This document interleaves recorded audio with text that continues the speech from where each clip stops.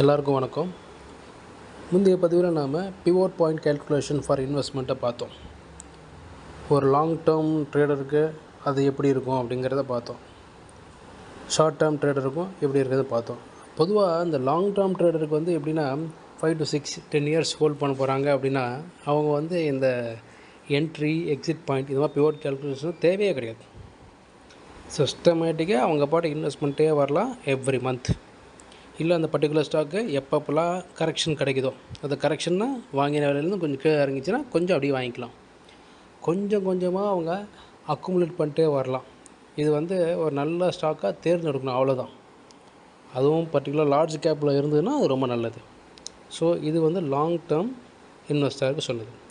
இதுவே short term ட்ரேடருக்கு தான் இது ரொம்ப முக்கியம். எஸ்பெஷலி ஸ்விங்கோ இல்லை பொசிஷனலாவோ 3 to 6 months மேக்ஸ் 1 year அவங்களுக்கு தான் இது வந்து இந்த மாதிரி ஒரு என்ட்ரி எக்ஸிட் ரொம்ப முக்கியம். ஸோ அவங்களுக்கு இந்த பிவோட் பாயிண்ட்டு கேல்குலேஷன்ஸ்லாம் கொஞ்சம் யூஸ்ஃபுல்லாக இருக்கும்.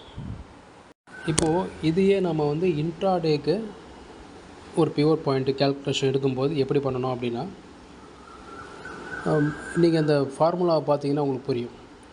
பிவோட்டை நம்ம கேல்குலேட் பண்ணுறதுக்கு pivot point calculation for investment எப்படி எடுக்கிறோம் அப்படின்னா ஹை லோ க்ளோஸ் 3 தான் எடுத்தோம். ஆனால் இன்ட்ராடேன்னு வரும்போது ஹை லோ க்ளோஸ் ஓப்பன் இதுவும் தேவை. அதாவது அந்த மார்க்கெட்டு காலையில் மார்க்கெட் ஓப்பன் ஒன்று என்ன ஓப்பன் ப்ரைஸ், ஹை என்ன, லோ என்ன, அப்புறம் க்ளோஸ், இந்த 4 வேல்யூவையும் நீங்கள் வந்து 9 மணிக்கு முடிச்சிடணும். அதாவது ஃபஸ்ட்டு ½ hour 9 to 9:30. ஸோ 9:15 மேலே தான் நம்ம ட்ரேட் பண்ண முடியும். பட் அதை அப்படியே வாட்ச் பண்ணி அந்த 9:15 to 9:30 தான் அதில் நம்ம வந்து இந்த high low close and open இது 4த்தையும் நம்ம எடுத்துடணும். எடுத்துட்டு நம்ம அதுக்கப்புறம் இந்த வேல்யூஸ் எல்லாத்தையும் இந்த ஃபார்முலாவில் போட்டு R1 S1 R2 S2 R3 S3 இது எல்லாத்தையும் நம்ம எடுத்துகிட்டு அதுக்கேற்ற மாதிரி மார்க் பண்ணி ட்ரேட் பண்ண ஆரம்பிக்கலாம். இப்போது இந்த 9:15 9:30 இது போதுமா அப்படின்னா 100% போதும். ஏன் அப்படின்னா இது ஒரு அடிப்படையான ஒரு விஷயம். என்ன அடிப்படையான விஷயம்னா, ஒரு மார்க்கெட்டில் வந்து நாமெல்லாம் ரீட்டைலர்ஸ் நாம் எப்படி ட்ரேட் பண்ணுவோம் அப்படின்னா ஒரு 9:30 மணிக்கு வாங்கிட்டு 9:35 வெளில வந்துடுறது, 9:45 வாங்கிட்டு 9:50 இந்த 5 நிமிஷம் 10 நிமிஷம் ட்ரேட் பண்ணக்கூடிய ஆளுங்க வந்து ரீட்டைலர்ஸ். அதுவே ஒரு பிக் மணி ஒரு இன்ஸ்டிடியூஷன் அந்த மாதிரிலாம் கண்ணா பையனெல்லாம் ட்ரேட் பண்ண மாட்டாங்க. அவங்க எப்படி ட்ரேட் பண்ணுவாங்க அப்படின்னா இனிஷியல் ஃபண்ட் ஃப்ளோ, அதாவது இனிஷியல் ஃபண்ட் ஃப்ளோ அப்படிங்கிறது வந்து 9:15 9:30 மணி வரைக்கும் இருக்கும். அதுதான் அந்த மார்க்கெட்டை அன்றைக்கி டிசைட் பண்ணும், இனிஷியல் ஃபண்ட் ஃப்ளோ. அதுக்கப்புறம் ஆஃப்டர்நூன் இந்த 1 மணி டைமில் இந்த யூரோப்பியன் மார்க்கெட்டில் ஓப்பன் ஆன டைமத்தில் மெயின்டெனன்ஸ் ஃபண்ட் ஃப்ளோ. சப்போஸ் அங்கே மார்க்கெட் கொஞ்சம் அப்படி இப்படி கீழே இறங்கி இருந்ததுன்னா அதை மெயின்டைன் பண்ணுறதுக்கான ஃபண்ட் ஃப்ளோ. ஈவினிங் அந்த 3 மணிக்கு இந்த 3லேருந்து 3:30 அந்த டயத்தில் பார்த்தீங்க அப்படின்னா முன்ன பின்ன அப்படி இருக்கும். அப்போது க்ளோசிங் ஃபண்ட் ஃப்ளோ. இதை அடிப்படையாக வச்சு தான் இந்த பிக் மணி அப்படின்னு சொல்ல இன்ஸ்டிடியூஷன்ஸு இவங்கெல்லாம் பண்ணுவாங்க. அவங்க ரீட்டைலர் மாதிரி 5 நிமிஷம் 10 நிமிஷம்லாம் போய்ட்டு ட்ரேட் பண்ணவே மாட்டாங்க. ஆகையினால் நாம் எப்படி இதை பண்ணோன்னா, ஒரு இதில் வந்து ஈக்விட்டி பண்ணலாமா அப்படின்னா ஈக்விட்டி இஸ் நாட் அட்வைசபிள்.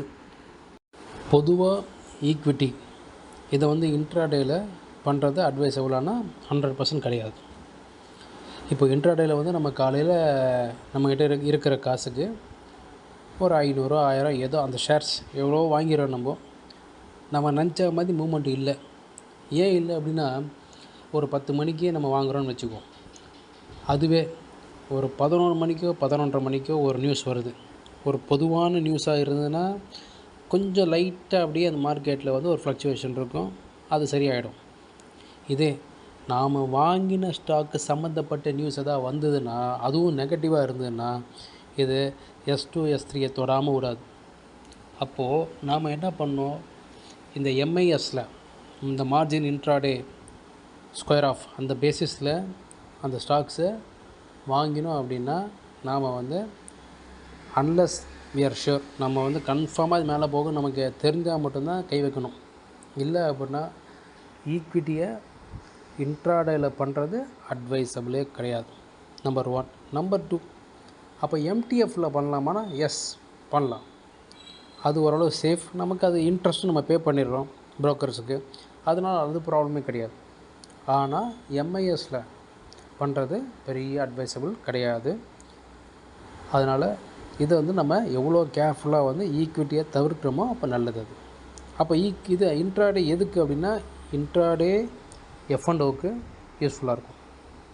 எஃப்என்டோவில் அதுவும் நிறைய டெக்னிக்ஸ்லாம் ஃபாலோ பண்ணணும். அது அடிப்படையில் அது பண்ணுறது ரொம்ப சேஃப். அதனால் F and O is advisable for intraday.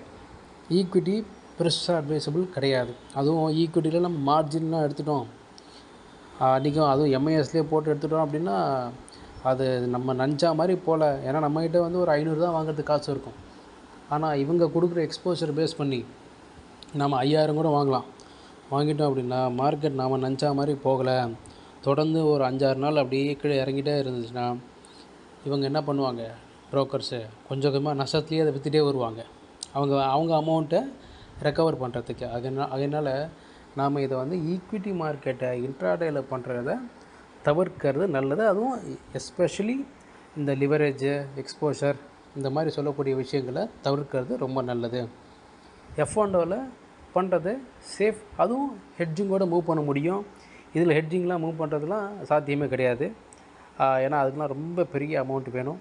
நம்மகிட்ட இருக்க சின்ன அமௌண்ட்டுக்கு எஃப்என்டோவில் சின்ன லாட்டில் பண்ணி நம்மளால் ஹெட்ஜிங்கோடு அதை மூவ் பண்ண முடியும் அப்படிங்கிறது தான் உண்மையான விஷயம். அப்போது எஃப்என்டோவை இன்ட்ராடேயில் எப்படி பண்ணுறது அப்படிங்கிறதுலாம் நம்ம வந்து வரக்கூடிய வீடியோக்களில் பார்ப்போம். தற்சமயம் வந்து ஈக்விட்டி பண்ணுறத இன்ட்ராடேயில் பண்ணுறதை தவிர்த்துடலாம். பொசிஷனலாகவும் ஸ்விங் ட்ரேடிங்கு, கொஞ்சம் அந்த short term, that is more then 6 months அந்த மாதிரியெல்லாம் பண்ணுறது ஓகே, நம்மளால் ஈஸியாக சமாளிக்க முடியும். நம்மளால் எப்படி நம்ம இன்வெஸ்ட்மெண்ட்ஸை மேனேஜ் பண்ணி சமாளிக்க முடியுமோ அந்த மாதிரி இருக்கணும் நம்மளோட மூவ். இல்லைன்னா ரொம்ப கஷ்டம், நமக்கு பெரிய லாஸை தான் கொண்டு போய் அது விடும். சரி, இந்த பிவோட்ஸ் அதுக்கப்புறம் அதுக்கு முந்தின பதிவில் நம்ம டவ் தியரியெல்லாம் பார்த்தோம். இதெல்லாமே எதை சம்மந்தப்பட்டதுன்னா ப்ரைஸ் ஆக்ஷன் அப்படின்னு சொல்லக்கூடிய இந்த ப்ரைஸ் எப்படி ஆக்ட் ஆகுது அப்படிங்கிறத பேஸ் பண்ணி அதுக்கு நாம் எப்படி ரியாக்ட் பண்ணுறோம் அந்த அடிப்படை தான் அதெல்லாம் இருக்குது. இதை மட்டுமே வச்சுட்டு நம்ம வந்து ஒரு மார்க்கெட்டை அணுகிறது கரெக்டாக அப்படின்னா ஒரு 70% ஓகே. அதாவது ஒரு இன்வெஸ்ட்மெண்ட்டுக்கு இன்ட்ராடேக்கு இது கிடையாது. ஆனால் இன்வெஸ்ட்மெண்ட்டுக்கு ஒரு 70% வரைக்கும் இதை வச்சு மேனேஜ் பண்ணிடலாம். ஆனால் இன்ட்ராடேன்னு வரும்போது அதுவும் எஃப்என்டோவில் இது மட்டும் பார்த்துமானா பத்தாது. அதுக்கெல்லாம் மார்க்கெட்டோட mindset, supply and demand இதெல்லாம் தெரிஞ்சு தான் நம்ம வந்து அதில் வந்து கை வைக்க முடியும். ஸோ அதெல்லாம் எப்படி என்ன ஏதுங்கிறத தொடர்ந்து வரக்கூடிய வீடியோக்கள் நம்ம பார்ப்போம். நன்றி, வணக்கம்.